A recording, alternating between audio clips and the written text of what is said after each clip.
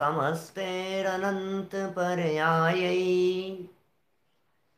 दर्पणतलैव सकला प्रतिफलति पदार्थमालिका यत्र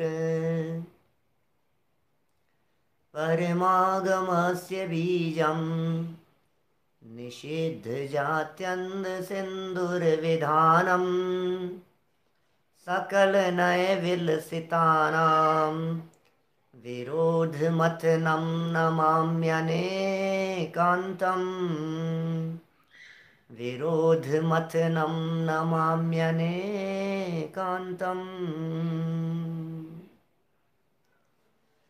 महामुनिराजों की चर्चा चल रही है।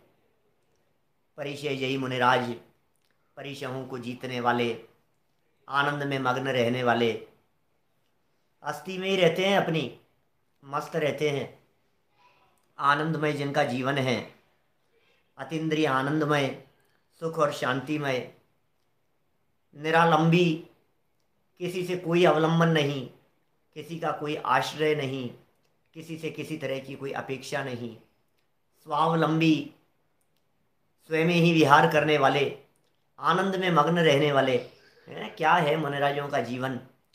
किसी तरह की कोई बाधा नहीं, किसी तरह की परेशानियां नहीं, किसी तरह के बंधन नहीं। वीनू भाई अपने अपने में ही मस्त हैं, बिल्कुल जगत से कोई लेना देना नहीं है, किसी से किसी प्रकार की कोई अपेक्षा नहीं है। भूख लग गई, भोजन मिल गया तो खा लिया, नहीं मिला तो नहीं खाया। ये कैसा जीवन है महामुनिराजों का? 22 प्रकार के परीक्षाओं को सहने वाले, परीक्षाओं को जीतने वाले इन महामुनिराजों की चर्चा हम यहाँ कर रहे हैं। देखिए, हिंदी वाली पुस्तकें और पेज नंबर है 242, 242 नंबर का पेज। गुजराती में 164 नंबर पेज है, 164। ये 242 नई वाली पुस्तकों में। 22 प्रकार के परीक्षाओं के नाम हमने कल देख लिए थे, और न केवल नाम देखे, ये सामने पेज नंबर कुछ अलग भी आ रहे हैं। गुजराती में पेज नंबर 172 है और पुरानी पुस्तकों में 181 नंबर पेज है। जिसके पास जो हो वैसा निकाल ले में। कल हमने यहाँ 22 परिचयों के नाम देखे और नाम के साथ साथ में उनका परिचय देखा, संक्षिप्त परिचय। आज हमें ये देखना है कि इन परिचयों को जीतते कैसे हैं। क्या करते हैं मुनिराज जब उन्हें भूख लगती होगी? आपको भूख लगती है तो आप क्या करते हैं? बोलो। जब प्यास लगती है तो क्या करते हैं? जब भूख लगती है तो चले जाते हैं किसी रेस्टोरेंट में, किसी होटल में, घर में, किचन में, जहाँ जो मिलता है गए और खा लिए, गए और ले लिया। हमें क्या फर्क पड़ता है, बस फटाफट फटाफट पेट में डाल लिया अपन ने। मुनिराज क्या करते हैं जब उन्हें भूख लगती होगी? कि मुनिराज भी क्या करेंगे, आहार के लिए निकल जाते होंगे, इसमें क्या हो गया। जब मुनिराज को भूख लगती होगी तो आहार चर्या के लिए चले जाते होंगे? नहीं भाई, नहीं जाते हैं। हाँ, कदाचित चले भी जाएं तो कोई ऐतराज नहीं है, लेकिन आहार का समय तो होना चाहिए, नहीं तो क्या करेंगे। देखिए जरा, दो परिचय हैं, एक क्षुधा है, एक तृषा है, एक भूख है, एक प्यास है। इन परिचयों की हम चर्चा यहाँ दौलत राम जी कासलीवाल साहब के निर्देशन में पढ़ रहे हैं। अब 22 परिचय का संक्षिप्त वर्णन करते हैं। संक्षेप में अब हम 22 प्रकार के परिचयों को कहते हैं। नंबर 1, 22 प्रकार की परिचयों में पहले नंबर का परिचय है क्षुधा परिचय है। भूख, क्षुधा माने भूख। भूख के वशीभूत होकर सब जीव बहुत दुख पाते हैं। सारे जगत में भूख लग रही है, भूख से तड़प तड़प करके प्राण निकल गए, ऐसी चर्चाएं मिलती है ना। कितने लोग भूखे मर गए, भूखे प्यासे मर गए। देखो, हिंदुस्तान में आज कितने ही लोग भूखों मरते हैं, भूख से मर जाते हैं। भोजन नहीं मिला, प्राण दे दिए। खाने के लिए कोई व्यवस्था नहीं थी, उन्होंने किसी की हत्या कर दी। खाने के लिए कुछ व्यवस्था नहीं थी, किसी को मार डाला, अपने आप को मार लिया, बच्चों को मार दिया, खुद मार करके चल दिए। क्या कह रहे हैं आप? भूख के वशीभूत सब जीव बहुत दुखी हैं। परंतु मुनिराज को जब क्षुधा वेदना होती है तब ऐसा विचार करते हैं। ओ, मुनिराज ऐसा विचार करते हैं। क्या विचार चल रहा है मुनिराजों का कि हे जीव, मुनिराज विचार करते हैं कि हे जीव, अनंत पुद्गल राशि का भक्षण किया तब भी तेरी क्षुधा शांत नहीं हुई। ओहो, पर पुद्गल का भक्षण करके यह भूख मिटाना चाही थी। इस नागिन से बचने को प्रभु हर चीज बना कर खाई थी। मिष्ठान अनेक बनाए थे, दिन रात भखे न मिटी प्रभु अर। अब संयम भाव जगाने को लाया हूं ये सब थाली भर। हे जिनेन्द्र देव, अब तो संयम का भाव हृदय में जागृत हो। अनादि काल से संसार में परिभ्रमण करते हुए अनेक प्रकार की अनंत पुद्गल राशि का भक्षण किया। भूख के बारे में विचार कर रहे हैं मुनिराज। क्षुधा परिचय जय मुनिराज क्या विचार कर रहे हैं? जब मुनिराज को भूख लगती होगी तो वे क्या विचार करते होंगे? बोलो। ये मुनिराज विचार कर रहे हैं यहाँ पर पुद्गलों का भक्षण किया अनंत काल में। आज तक क्या क्या नहीं खाया, कितना नहीं खाया, बतलाइए। अनादि काल से लेकर आज तक खाते ही तो रहे हैं। खाते खाते में निकल गई सारी जिंदगी। आपकी हमारी क्या स्थिति है? सुबह से खाने की चर्चा प्रारंभ होती, भोजन कथा कहते हैं इसको, भोजन कथा। 4 प्रकार की विकथाएं हैं ना, उन 4 प्रकार की विकथाओं में एक कथा का नाम है भोजन कथा। भोजन भोजन कथा, चर्चाएं चलती रहती भोजन की। और क्या बनाएं, और क्या बनाएं?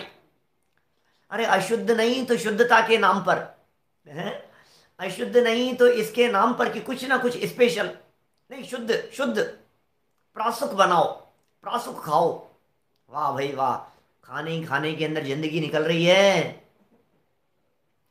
कहीं किसी के यहाँ जाकर के बैठे और घर के बनाए हुए, पंडित जी घर के बिस्किट है, घर के बिस्किट, तो तुरंत पूछते हैं ये कैसे बनाए हैं आपने, इसकी रेसिपी बतला दो आप। क्या बता दो, खाने खाने में निकल रही है। अतीन्द्रिय आनंद में मग्न रहने वाले महामुनिराज ये भोजन आदि पदार्थों की परवाह नहीं करते, ये भोजन आदि की चिंता नहीं किया करते हैं। उन्हें भोजन नहीं चाहिए होता है। क्या भोजन भोजन में लगे हैं, बोलो क्या? कितने भोजन आदि के अंदर हम उलझे हुए हैं। ये बात यहां कह रहे हैं, सुबह से भोजन की चर्चा शुरू होती है। कब से? उठते ही पहले भूख भूख, मां के पेट से बाहर निकला और बाहर निकलते ही भूख भूख चिल्लाया, भूख भूख, भूख लग रही है, भूख लग रही है। और बच्चा रोने लगा और माँ उसे तुरंत भोजन करा देती है, दूध पिला देती है। भूखा है बच्चा, अरे बच्चा भूखा होगा, भूखा होगा। भूख से रोने वाले दिखते हैं ना अपने को, बच्चा भूख से रो रहा है। ये चर्चा चल रही है। सुबह उठते ही ब्रेकफास्ट चाहिए हमारे को, बेड टी, बेड टी है, वो हाई टी, हाई टी अलग होती है, बेड टी अलग होती है। और फिर ब्रेकफास्ट के बाद में फिर तैयारी शुरू होती है। क्या लेंगे ब्रेकफास्ट में, क्या लेंगे लंच में, और लंच करते करते ही पूछ लेते हैं शाम को क्या लेंगे। मतलब क्या क्या हो गया है वैसा भी है? क्या हो गया है मुझे ये तो बतलाइए। दिन भर ही चर्चा, सुबह का भोजन खत्म नहीं होता है कि दोपहर के, नहीं अब तो फ्रूट्स का टाइम है, अब तो चाय का टाइम है, अभी तो ये दोपहर के थोड़ा सा तो भाई इसका टाइम है, शाम को भोजन का टाइम है, ये बनाओ बनाओ, ये करो वो करो। अरे क्या चल रहा है भैया? खाने खाने में सारी जिंदगी खाने खाने में निकल रही है। ये जनवाणी क्या कह रही है यहाँ पर? अनादि काल से संसार में परिभ्रमण करते हुए क्या क्या नहीं किया है। संसार में परिभ्रमण करते हुए ओहो अनेक प्रकार की अनंत पुद्गल राशि का भक्षण किया, अनंत प्रकार की अनंत पुद्गल राशि का भक्षण किया, तब भी तेरी क्षुधा शांत नहीं हुई, भूख नहीं मिटी। बोलो। तृष्णा की खाई खूब भरी, पर रिक्त रही वह रिक्त रही। सोचते हो क्या आप इस तृष्णा की खाई को, इच्छाओं रूपी गड्ढे को भरने के कितने प्रयत्न नहीं किए आज तक? कहाँ भरा ही आज तक, भरता ही नहीं है। आशा गर्त है प्रति प्राणी, यस्मिन विश्वम अनुपमम, कस्य किम की दायाति व्रथा वो विशेषता। ये विषयों की इच्छाएं करना व्यर्थ है, वृथा है, बेकार है। कितने लड्डू खाए होंगे जन्म से आज तक, कितने प्याले खीर के पिए होंगे आज तक। सोचो जरा, कितने डोसे खाए होंगे, कितनी कचौरियाँ पकौड़ियाँ खाई होगी, क्या क्या नहीं खाया है हमने। कितने एप्पल खाए, कितने अनार खाए हमने, हैं कितने कितने कितने प्याले हमने इसके खीर के, हलवे के, मावा, मिठाइयाँ, नमकीनें, न मालूम क्या क्या नहीं खाया भर भर करके। लेकिन ये फूटा घड़ा तो घड़ा तो फूटा का फूटा ही रहा। आज तक कभी भरा नहीं है। भरने के प्रयत्न बहुत किए गए, भरा नहीं, भरता नहीं है ये। देखो क्या कह रहे हैं ये मुनिराज, विचार करते हैं। जब मुनिराज को क्षुधा वेदना होती है, जब मुनिराज को भूख लगती है, भूख की वेदना सताती होगी, अनंत काल में अनंत बार खूब डालने का और भरने का प्रयत्न किया, लेकिन उसके बावजूद भी भरा ही नहीं। ये तो पहला पॉइंट हुआ। अब दूसरे पॉइंट पर विचार करते हैं मुनिराज। देखो, अरे अरे भैया क्या कर रहा है, नरगति में भी अत्यंत क्षुधा सहन की है, उसे क्यों भूल गया। बोलो, नरक गति में भी खाने को क्या मिला, पीने को क्या मिला। नरक गति में कितना भोजन किया था वहां, आपको मालूम है। नरक के नारकी जीव वहां की दुर्गंधित मिट्टी खाते हैं। ऐसी दुर्गंधित मिट्टी है वहां के नरक में कि वहां की मिट्टी का यदि एक कण भी यदि यहां आ जाए इस मध्य लोक में, तो कोसों के जीव मर जाएं। इतनी दुर्गंधित मिट्टी, और मिट्टी खा करके अपना काम बिताते हैं। खाने को कुछ नहीं मिलता है वहां, अन्न का एक दाना खाने को नहीं मिलता। अरे भैया, नरक गति में भी अत्यंत शुद्धा सहन की, हमने सहन की है, शुद्धा सहन की है नरक गति में भी। अभी तू इस समय मोक्ष की प्राप्ति के लिए तैयार हो गया है। तो मुनिराज तो मोक्ष की तलेटी में बैठे हैं, मुनिराज तो मोक्ष मार्गी हो गए हैं, मुनिराज तो एक एक कदम मुक्ति की तरफ बढ़ा रहे हैं। वे क्या परवाह करेंगे। हम्म? मोक्ष के राही हमने, मोक्ष के प्रेमी हमने, हैं? भूमि पर सोते देखे, कर्मों से लड़ते देखे। संजीव जी का भजन है ना हमारे, मोक्ष के प्रेमी हमने कर्मों से लड़ते देखे। मोक्ष के प्रेमी हैं, जिन्हें मोक्ष की धुन सवार है। दुनिया में दिखता है भैया, जिन्हें थोड़ी बहुत भी किसी और चीज की आकांक्षा हो, अपेक्षा हो, मन कहीं और लगा हुआ हो, तकलीफें दिखाई नहीं देती है, जिनका दिमाग कर्मों के संहार करने में लगा हुआ है, जिनका उपयोग मुक्ति प्राप्ति के लिए लगा हुआ है, उन्हें भूख की वेदना वेदना नहीं दिखाई देती है। अरे भैया, अभी तो इस समय मोक्ष के लिए, मोक्ष की प्राप्ति के लिए तैयार हो गया है। तेरा यह शरीर तो यहीं पड़ा रह जाएगा। क्या शरीर, भोजन भोजन करके भूख मिटेगी ना, तो किसकी मिटेगी, शरीर की, तन की भूख मिटेगी। और ये तन तो यहीं पड़ा रह जाएगा, और मुझे जाना है मोक्ष। अब क्या करें, जब मुझे मोक्ष की प्राप्ति करनी है और मोक्ष अवस्था में जाने के लिए भोजन की जरूरत नहीं है, और भूखे पेट भी मुक्ति की प्राप्ति हो सकती है, तो वहां जाना है तो वहीं चलो ना सीधे, अनंत अतीन्द्रिय आनंद का पान होगा वहां पर, वहां क्यों नहीं चले। अतः शरीर तो यहीं पड़ा रह जाएगा, अतः शांत ज्ञान आनंद स्वरूप में लीनता करके भूख का नाश कर, ओहो, जिससे शीघ्र ही मोक्ष की प्राप्ति हो जाए। इस प्रकार के भावों द्वारा साधुगण क्षुधा परिचय को जीतते हैं। क्षुधा परिचय को जीतने के पीछे क्या चिंतन चलता है मुनिराजों का, उस चिंतन को प्रस्तुत किया है। ये कह रहे हैं, शांत और ज्ञानानंद स्वरूप में लीनता करके भूख का नाश कर, नाश कर दे भूख को, दृष्टि मत दे भूख की तरफ, लक्ष्य मत कर भोजन भोजन की तरफ। इस शरीर को अनंत बार खिलाने पर भी ये शरीर कृतघ्नि है, ये शरीर विरोधी है, ये शरीर दुश्मन है, ये शरीर तेरे उपयोग को खाने वाला है, उपयोग को नष्ट करने वाला है, इसलिए हटा दो। देखिए, थोड़ा सा डिस्टर्ब कर रहा है, जगह बदल गई है थोड़ा सा, कोई बात नहीं, नेट थोड़ा सा व्यवधान उत्पन्न कर रहा है। और अभी तो हम गजपंता पहुंचेंगे, वहाँ पहाड़ियों के बीच में मांगी तुंगी पहुंचेंगे, वहाँ क्या नेट की स्थिति रहेगी देखते हैं, लेकिन फिर भी कोशिश तो की है कि व्यवस्थित रहे सब कुछ। ये कह रहे हैं जिससे शीघ्र ही मोक्ष की प्राप्ति हो जाए, इस प्रकार के भाव। अरे आत्मा का आनंद भोगो भैया, आत्मा का आनंद क्या, आत्मा के आनंद को भोगने की चर्चा चल रही है यहाँ तो। अतीन्द्रिय आनंद रस का पान करने की चर्चा चल रही है। आनंद का उपभोग करो, आनंद रस का पान करो। आत्मा का अतीन्द्रिय आनंद रस चखने वाले भोजन की परवाह नहीं करते। किसके दम पर सह जाते हैं बताइए मुझे ये परेशानियां। जिन परेशानियों को सह रहे हैं, वे परेशानियां किसके दम पर सही जा रही है। देखो थोड़ा सा व्यापारियों की तरफ से बात करो। बिजनेस करने वाले लोग होते हैं ना, व्यापारी वर्ग। दुकान पर ग्राहक आ गए, मीटिंग चल रही है, किसी क्लाइंट से मीटिंग चल रही है, और देखो क्या क्या चलता रहता है सब। जब ये सारी बातें इस तरह की चलती रहती हैं और परेशानियां हो रही है, सब कुछ चल रहा है, भूख लग रही है, लेकिन उसके बावजूद भी मीटिंग चल रही है, तो क्या करे, भूल जाता है भोजन को, याद नहीं आती है भोजन की। पैसा दिखता है ना, आनंद दिखता है ना, वो डील फाइनल हो जाएगी ये दिखाई देता है ना। जिसे ये दिखाई दे रहा है कि ये डील फाइनल हो जाएगी, वो व्यक्ति भोजन को भूल जाता है। जिसे लाखों करोड़ों रुपयों का प्रॉफिट दिखाई देता है, वो व्यक्ति भोजन को भूल जाता है।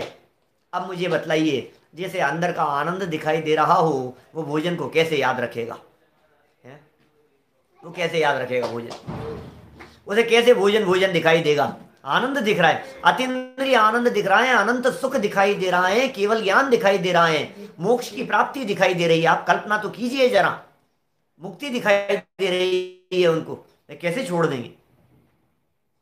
जिन्हें मुक्ति दिख रही है, जिन्हें मोक्ष दिखाई दे रहा है, जिन्हें सिद्धालय दिखाई दे रहा है, जिन्हें सिद्धालय का आनंद दिखाई दे रहा है, वे कैसे इनकी तरफ ध्यान देवे।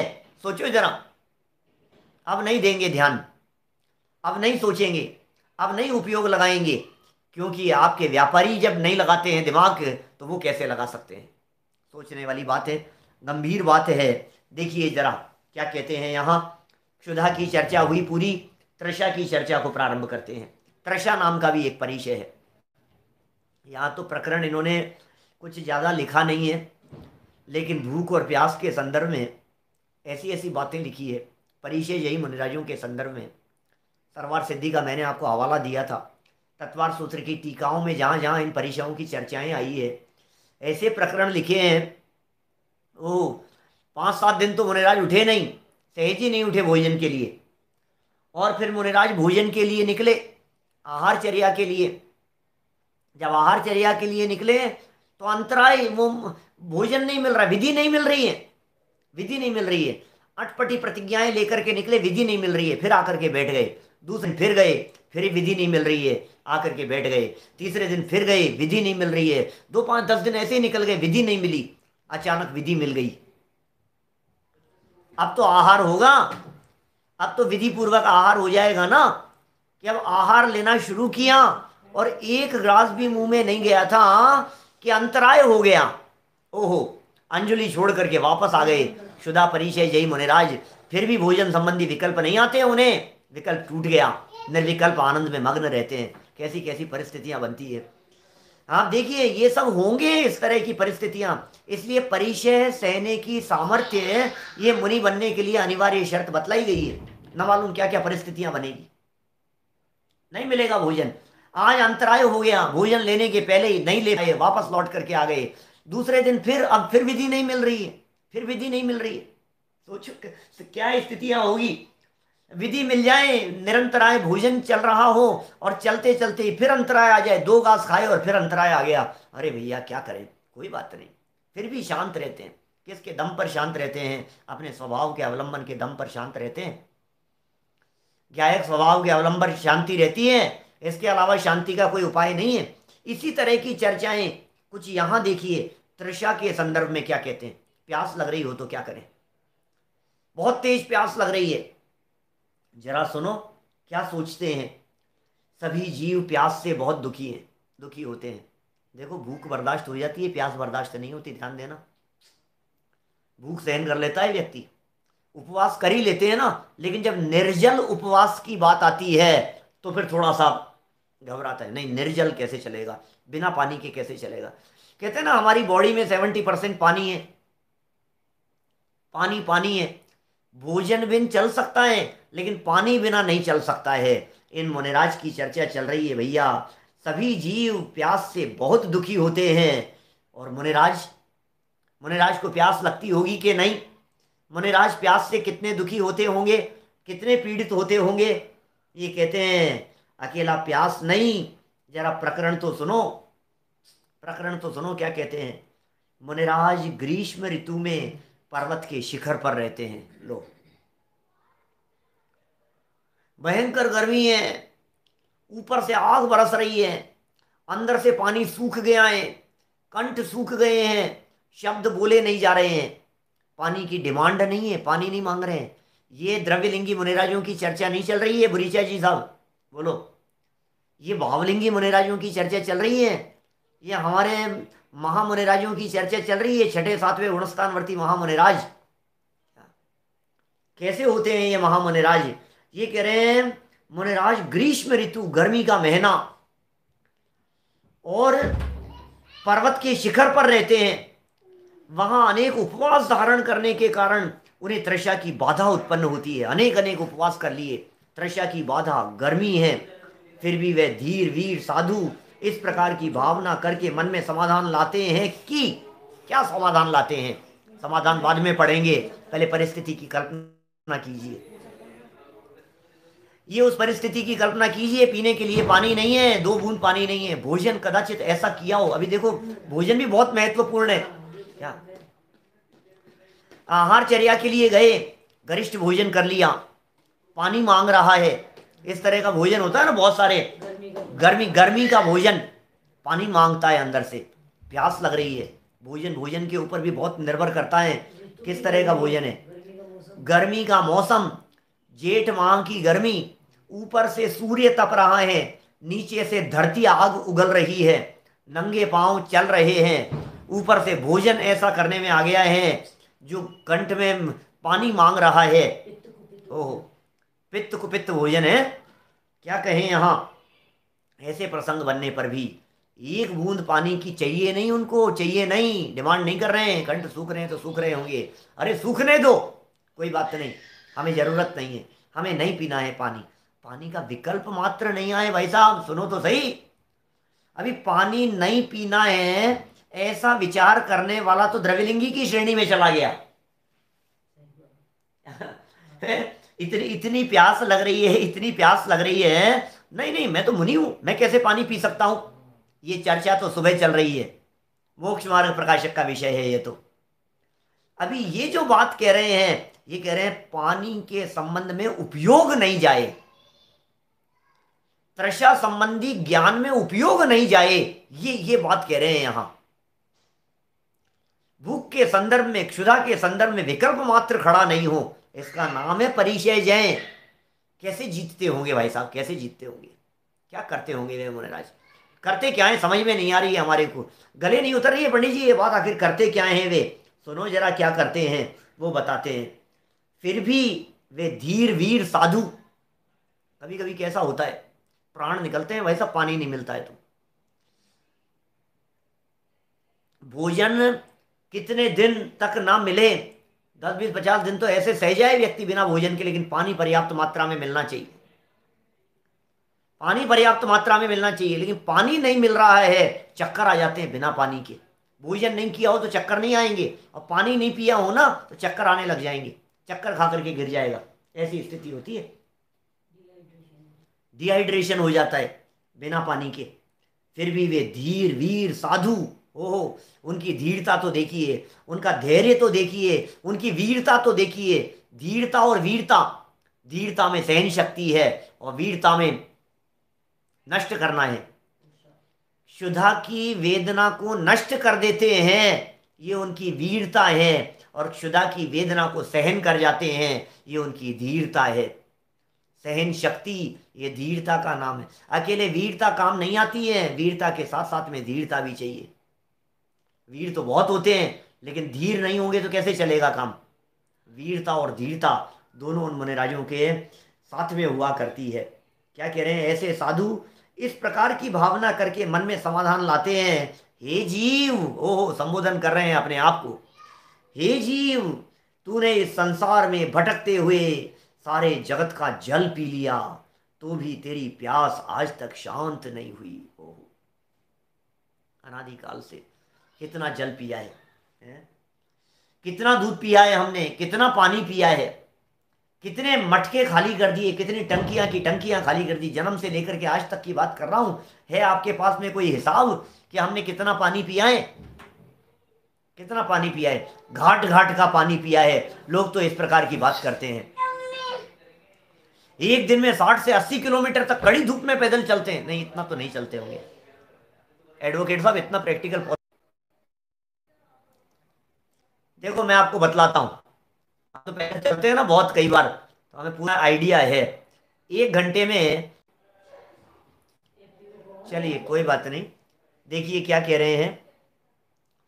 यदि 1 घंटे में चलें तो 4 किलोमीटर चल सकते हैं, और ज्यादा से ज्यादा यदि चलें तो 5 किलोमीटर, 6 किलोमीटर, हद मार करके 6 किलोमीटर। लेकिन फिर वो एक आध घंटा ही चल सकते हैं, फिर ज्यादा नहीं चल पाएंगे। तो यदि 4 घंटा इस स्पीड से चल लिए तो फिर चल नहीं सकते, बस फिर खत्म हो गई फिर पूरी शरीर की एनर्जी। 25 किलोमीटर, 30 किलोमीटर, 35 किलोमीटर, 40 तो इतना हो गया कि बहुत हो गया। कदाचित कभी खींचना हो उन्हें तो 40 तक भी खींच जाएं, इससे ज्यादा नहीं। खैर देखिए, वो चलने की बात तो आगे दूसरे परिचय के अंदर आएगी, जब चर्या परिचय की चर्चा करेंगे। अभी तो यहाँ तृषा परिचय की चर्चा चल रही है। चर्या माने होता है चलना, निषद्या माने होता है बैठना, शय्या माने होता है लेटना। तो मुनिराजों के लेटने संबंधी परिचय की चर्चा अलग करेंगे, मुनिराज के बैठने संबंधी परिचय की चर्चा अलग करेंगे, मुनिराज के गमन करने और चलने संबंधी परिचय की चर्चा अलग करेंगे। क्योंकि ये सब उनको तो बैठना भी पड़ेगा, चलना भी पड़ेगा, लेटना भी पड़ेगा। ये सब तो स्टाइल, लाइफ स्टाइल है ना उनकी, सब चीजें नेचुरल है। नंगे पांव ही चलना है, लिफ्ट तो लेनी नहीं है किसी से, व्हीकल का उपयोग तो करना नहीं है। अच्छा, व्हीकल का उपयोग क्यों नहीं करते? फिर वैसे चर्या परिचय में करूंगा चर्चा। मैंने एक दिन तर्क दिया था, पहले अहिंसा वगैरह की चर्चा चल रही थी, समितियों की चर्चा चल रही थी, उस समय मैंने तर्क दिया था क्यों नहीं चलते हैं। ईरिया समिति का पालन कैसे होगा?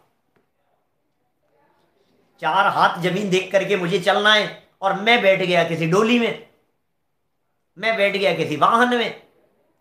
अब चलने वाले जो लेकर के चलेंगे डोली पर, वो तो 4 हाथ जमीन देख करके नहीं चल रहे हैं। तो प्रतिज्ञा तो मेरी ईरिया समिति से चलने की है, अब क्या होगा बोलो? ऐसे वाहन का उपयोग नहीं करते।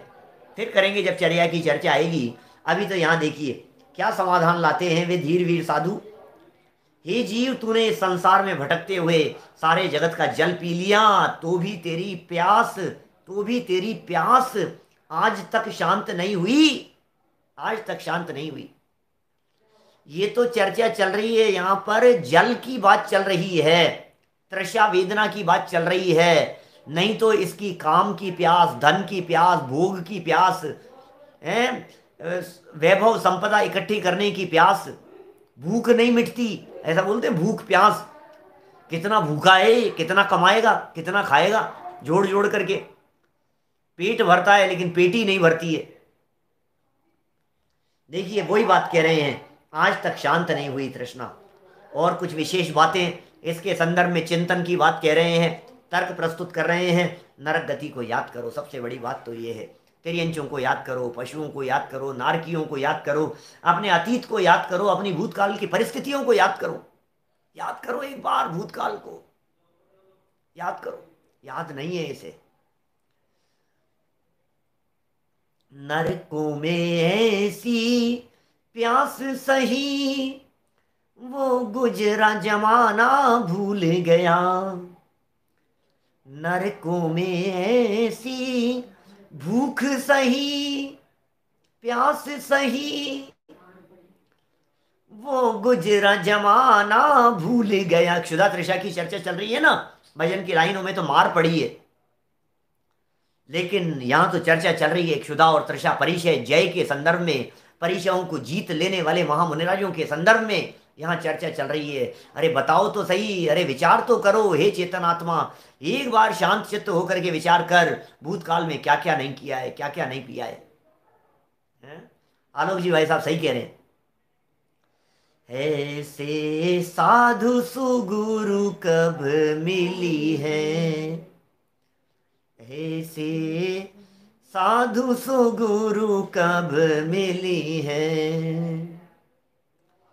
कब मिली है, कब मिली है, ऐसे साधु सुगुरु कब मिली है। देखो भैया, अरे अरे, नरक में ऐसी तृषा उत्पन्न हुई, नरक में ऐसी तृषा उत्पन्न हुई, नरक में प्यास लगी क्या नहीं लगी? कैसा प्यास कितनी लगती है नरक में? सिंधु नीर ते प्यास न जाए तो पण एक न बूंद लहाए, सिंधु नीर ते प्यास न जाए, ये कह रहे हैं यहाँ समुद्रों का जल पीने पर भी ना मिटे, ऐसी तृषा उत्पन्न हुई थी नरकों में अतीत काल में। याद ही नहीं है इसको, तो याद ही नहीं है, उन परेशानियों को भूल गया। ये संकट क्या है, ये इतनी सी प्यास क्या दम है इसमें? 2 दिन में मिल जाएगा पानी, 3 दिन में मिल जाएगा पानी, 5 दिन में मिल जाएगा पानी, मिलेगा तो मिला जाएगा। शरीर की स्थिति यदि शेष होगी तो पानी मिल जाएगा, शरीर की अवस्थिति होगी, आयु कर्म अवशेष बचा हुआ होगा, इनके परमाणुओं को यहाँ टिका रहना होगा, आत्म प्रदेशों को इस शरीर के अवलंबन से यदि छूटने का काल आ गया होगा तो आ जाएगा, कोई बात नहीं। हम तो वैसे भी इस देह से अछूते हैं, बोलो, हम इस देह से सदा काल अछूते रहते हैं। देखो समुद्रों का पानी पी लेने पर भी प्यास न मिटे, ऐसी प्यास थी वहां नरकों में, परंतु वहां एक बूंद मात्र भी जल प्राप्त नहीं हुआ। ओहो क्या बताएं, एक बूंद भी जल नहीं मिला, एक बूंद भी जल नहीं मिला वहां नरकों में। तथा तिर्यंच गति में, तिर्यंचों की हालतें देखी आपने? बूंद बूंद के लिए तरसते हैं। ऐसे वीडियो आते हैं कई बार, जब आप लोग जल को बहाते हैं ना व्यर्थ में, नल खुला छोड़ देते हैं, ऐसे ऐसे वीडियो देखे आपने कभी? एक व्यक्ति आया रोड पर आकर के, वहां रोड पर नल लगा हुआ था, नल खोला, पानी पिया और नल खुला छोड़ करके चला गया, पानी बहता हुआ। फिर उधर से कोई बंदर आया और उस बंदर ने आकर के उस नल को ऐसे घुमा करके बंद कर दिया। ऐसे ऐसे चलते हैं सच में, ये दुनिया की ऐसी स्थिति है। पशुओं को उसकी कीमत समझ में आती है, मनुष्यों को कीमत समझ में आ रही है। क्या होगा, पानी मिलेगा नहीं तो क्या होगा, कितना दुर्लभ है। इधर ये जो देश है ना, अरब कंट्रीज वगैरह, अभी वर्तमान स्थिति तो मुझे नहीं पता, लेकिन हमने उन परिस्थितियों के बारे में देखा सुना है कि वहां कपड़े नहीं धुलते। अरब कंट्रीज में पानी नहीं है, वहां जहां खोदते हैं तेल के कुएं निकलते हैं, तेल ही तेल निकलता है। ईरान इराक उधर चले जाओ आप, तेल ही तेल, जहां खोदो वहां तेल तेल तेल, पानी नहीं है, पानी नहीं है। कपड़े नहीं धुलते हैं, माने तेल बहुत सस्ता है और पानी मिलता है पेट्रोल की कीमत में, और पानी मिलता, पेट्रोल मिलता है पानी की कीमत में। ऐसी हालत है, वहां धुलते नहीं है कपड़े, जितनी बार पहनने हो उतनी बार पहन लो, और पहन करके फिर जब धोने का प्रसंग आए तो इनको बेच दो, इनको हटाओ, निकाल दो इनको। अब वो आ जाते हैं यहाँ पर इंडिया में कई जगह पर बिकने के लिए, वो बिकते हैं। पानी नहीं है, क्या स्थिति होगी? जगह जगह इस तरह के दृश्य, एक बार एक साल यदि पानी नहीं बरसे तो क्या स्थिति होती है। वो 12 साल का हाल किससे छिपा है भाई साहब? पानी नहीं पड़ा 12 साल तक, बोलो। 12 वर्षों तक जब इस भारत भूमि में अकाल पड़ा था, कब? भगवान महावीर स्वामी के निर्वाण जाने के 300 साढ़े 300 वर्ष बाद, 400 वर्ष, 350 वर्ष बाद लगभग, भद्रबाहु प्रथम के काल में, 400 साल मान लो। मतलब जब उस समय वो अकाल पड़ा और चंद्रगुप्त के गुरु भद्रबाहु अंतिम श्रुत केवली, 5वें श्रुत केवली दक्षिण भारत की तरफ विहार कर गए, उत्तर भारत में अकाल पड़ गया, 12 साल तक पानी नहीं, 1 साल हो गया, 2 साल हो गया, 3 साल हो गया। उन्हें पता लग गया था, निमित्त ज्ञानी थे, दक्षिण भारत की तरफ विहार कर गए। क्या स्थिति थी, कल्पना कर सकते हो आप? पानी नहीं मिल रहा है, अनाज नहीं उग रहा है, खाने पीने की व्यवस्थाएं नहीं है, पेट को चीर करके फाड़ करके भोजन निकाल लेते थे, उससे बचने के लिए दुपट्टा लगाया था ऊपर से सफेद कपड़ा, बचने के लिए, कि व्यक्ति को पता नहीं लगे कि इसका पेट भरा हुआ है। चंद्रगुप्त मौर्य का समय बतलाया जाता है ईसा पूर्व 324 का, इतिहास की दृष्टि से। भारतीय इतिहास में चंद्रगुप्त मौर्य, चंद्रगुप्त सम्राट, चंद्रगुप्त प्रथम, ईसा पूर्व 324, ये ईसवी संवत चल रहा है 2021। 2021 के अंदर जोड़ लीजिए 300 और, तो मालूम चल जाएगा आपको, एग्जैक्ट समय पता लग जाएगा। भद्रबाहु स्वामी का समय। ये चंद्रगुप्त के नाम से चंद्रगिरी पर्वत पड़ा है, श्रवण बेलगोला का सामने वाला पर्वत, चंद्रगिरी पर्वत। और वहां चंद्रगिरी पर्वत से चलाया था तीर, तो सामने जाकर के विंध्यगिरी हो गया था, जहां तीर चलाया था। बाहुबली की प्रतिमा हल्की हल्की दिखने लगी थी, फिर उस प्रतिमा का निर्माण हुआ। कहानी नहीं सुना रहा, देखिए क्या बात हुई अपनी। ये कह रहे पानी नहीं मिला, तिर्यंच गति में अति तृष्णा सहन की, बूंद बूंद के लिए। कभी देखा आपने वो एक एक बूंद कहीं नल में से टपक रही होती है, तो कहीं चिड़ियाएं, कबूतर, कोई ऐसे प्यासे जीव, कौवे वगैरह जाकर के, और एक एक बूंद बूंद को वो तरसते हैं पानी पीने के लिए, एक एक बूंद बूंद को लेते हैं वो। क्या स्थिति है देखिए। परंतु वहां एक बूंद मात्र भी जल प्राप्त नहीं हुआ, तथा तिर्यंच गति में अति तृष्णा सहन की, और मनुष्य गति में तृषा वेदना सहन करनी पड़ी। कभी होता है ट्रेन में सफर कर रहे हैं, लगी है प्यास कभी? हैं? एक प्रसंग ख्याल आया, पहले पढ़ा था कभी, कहीं व्हाट्सएप पे ही पढ़ा होगा। एक पानी बेचने वाला लड़का पानी की बोतलें हाथ में लेकर, हाथ में बाल्टी लेकर ट्रेन के डब्बे में चढ़ा, और ट्रेन के डब्बे में पानी पानी पानी, 15 रुपए एक बोतल, 15 रुपए एक बोतल, 20 रुपए एक बोतल, चिल्लाता चिल्लाता जा रहा था। एक सेठ जी ने उसे रोका। कितने की? बोले 20 रुपए की। 20 की? 18 में नहीं देगा? मुस्कुराया वो लड़का, कुछ जवाब नहीं दिया उसने, देगा कि नहीं देगा। वो मुस्कुराया क्या, और मुस्कुराता हुआ आगे बढ़ गया। सेठ जी ने सोचा क्या बात है यार, ये कैसे मुस्कुराता हुआ आगे बढ़ गया। थोड़ी देर बाद में स्टेशन आया, सेठ जी नीचे उतरे, वहां लड़का भी खड़ा था। सेठ जी ने लड़के से पूछ लिया, क्या यार एक बात समझ में नहीं आई, मैंने तेरे से पैसे पूछे, बात पूछी, और तू मुस्कुराता हुआ चला गया, तूने जवाब नहीं दिया। लड़के ने पता है क्या जवाब दिया? सेठ जी जैसे प्यास लगती है वो 2 रुपए नहीं देखता है। जिसे प्यास लगती है वो कीमत नहीं पूछता है। एक सेठ सेठ है, सेकंड एसी के अंदर सफर कर रहा है, फर्स्ट एसी में सफर कर रहा है, और वो सेठ ये कह रहा है कि नहीं 20 रुपए की जगह 18 रुपए में, 20 रुपए की जगह 15 रुपए में। इसका मतलब ये है कि प्यास नहीं लगी है अभी। ये सच्ची सच्ची है, ये वस्तु स्थिति है ये। हमें मुक्ति की प्यास नहीं लगी है। जिन्हें मुक्ति की प्यास लगी होती है वे इस जड़ प्यास की तरफ लक्ष्य नहीं करते हैं। जिन्हें मुक्ति दिखाई दे रही है उनका लक्ष्य बड़ा है। बड़े लक्ष्य रखने वाले लोग छोटे छोटे से अड़चनों की परवाह नहीं किया करते हैं। अरे ये कांटे हैं, ये तो आएंगे। लक्ष्य बड़ा है, मंजिल ऊंची है, सफर लंबा तय करना है। ये छोटी छोटी सी चीजों में अटकेंगे तो क्या करेंगे बताइए मुझे। जिन्हें मुक्ति तक जाना है, जिन्हें सिद्धालय तक जाना है, जिन्हें शादी अनंत काल के लिए बोलो मुक्ति का रास्ता छोड़ दें? नहीं भैया, ये तो नहीं हो सकता है, ये तो नहीं हो सकता है। मुक्ति मुक्ति पर दृष्टि है भाई साहब उन मुनिराज की। देखो क्या कह रहे हैं यहाँ पर, क्या चर्चा चल रही है। असली बात कुछ और है। देखो कुछ और मिल गया है उन्हें, कुछ और निधि मिल गई है, कुछ और माल मिल गया है, उन्हें कुछ और चीज मिल गई है। वो क्या चीज है? कुछ अद्भुत चीज है, हमें दिखाई नहीं दे रही है। मुनिराज उसका आनंद का उपभोग कर रहे हैं। मुनिराज की दृष्टि कहीं और है, उनकी निगाह कहीं और है, उनकी मुस्कुराहट का राज कुछ और है, उनकी शांति के पीछे कोई और बात है। कुछ तो है ऐसा जो हमें नहीं दिखता है। हे जीव सुन सुन सुन जरा, आगे सुनो क्या कहते हैं।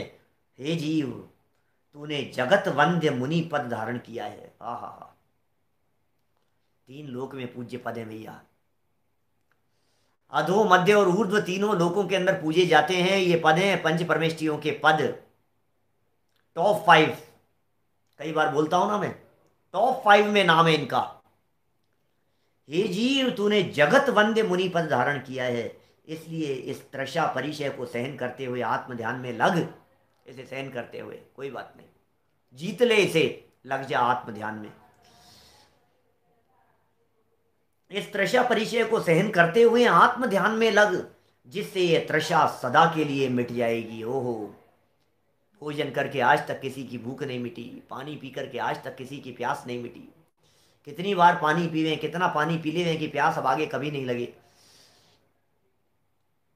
कितना भोजन कर लेवे हम कि आगे हमारे को भोजन की जरूरत नहीं हो। सोचो जरा, एक बार कल्पना करके देखो आप, कितना भोजन कर लेवे, कितना पानी पी लेवे, आज तक कभी किसी की प्यास नहीं मिटी, कभी नहीं मिटी।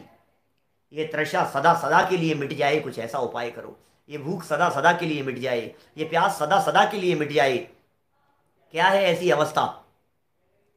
मुक्तिपुरी है मेरा धाम, मिलता जहाँ पूर्ण विश्राम, जहाँ भूख का काम नहीं है, जहाँ प्यास का नाम नहीं है। 3 साल के बच्चों को याद कराते हैं बालबोध पाठमाला भाग 1। बड़े दादा की अपूर्व रचनाएं, अद्भुत रचनाएं ये बड़े दादा के द्वारा लिखी गई है। जहाँ भूख का काम नहीं है, जहाँ प्यास का नाम नहीं है, खांसी और जुखाम नहीं है। क्या क्या बातें कह दी है, बोलो।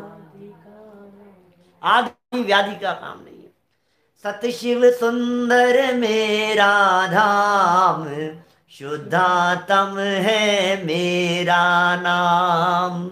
सत शिव सुंदर, अरे अरे, तुम्हें पता है ये क्या है? मुझे घर पहुंचना है, मेरा बहुत बड़ा महल है। क्या? मुझे यहाँ कंकड़ीली जमीन ये पसंद नहीं आती है, मुझे ये पीड़ा, ये रास्ते, ये मार्ग की परेशानियां, क्या दम है इसमें? मैं तो अपने महल में पहुंचने वाला हूँ। बहुत बड़ा महल है मेरा, मुक्तिपुरी रूपी महल है। बोलो, इंतजार चल रहा है, क्या कहें। मुक्ति कन्या वहां इंतजार कर रही है। देखो जरा, कुछ ऐसे प्रयास किए जाएं, कुछ ऐसे प्रयत्न किए जाएं कि तृषा सदा सदा के लिए मिट जाए। तो इस प्रकार तृषा परिशह मुनिराज सहन करते हैं और संयम से विचलित नहीं होते। तृषा परिशह सहन करते हुए संयम से विचलित नहीं होते, ये बड़ी चीज है भाई साहब।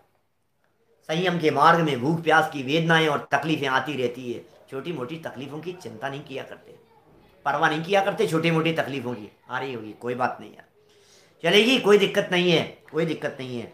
इस तरह से संयम से विचलित नहीं होते, यही तृषा परिशह जय हैं। कहना चाहते हैं वीतरागी संत, कहना चाहते हैं दौलत राम जी कासलीवाल साहब, ये तो महामुनिराजों की सामर्थ्य है जो भूख और प्यास को सहन कर लेते हैं।